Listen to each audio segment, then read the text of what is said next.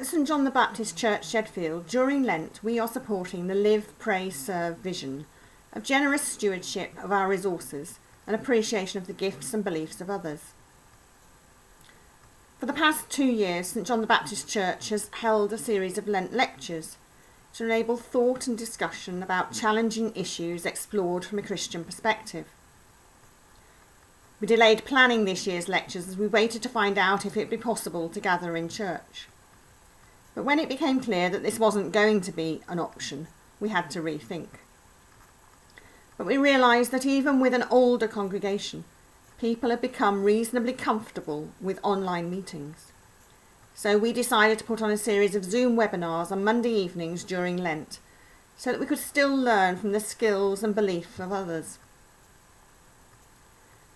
As there was no requirement for speakers to travel to Hampshire, I adopted the principle that if you don't ask, you don't get, and invited a range of senior figures to share their experience of the coronavirus pandemic, and particularly the links, conflicts and challenges of balancing the needs of the church and the spiritual needs of our congregation with the need to maintain public health.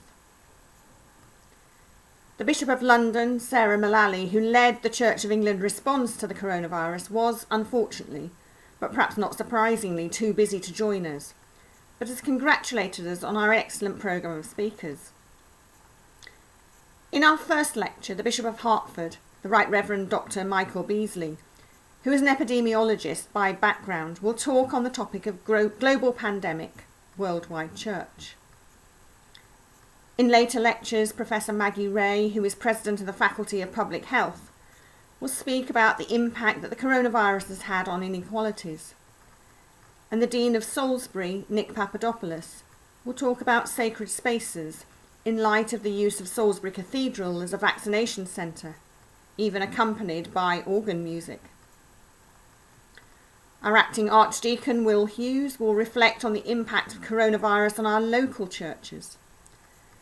And our final session will be with Dawn Champion from the British Pilgrimage Trust, who, at a time when our daily walk has become so important to so many of us, will talk about how pilgrimage can contribute to our well-being.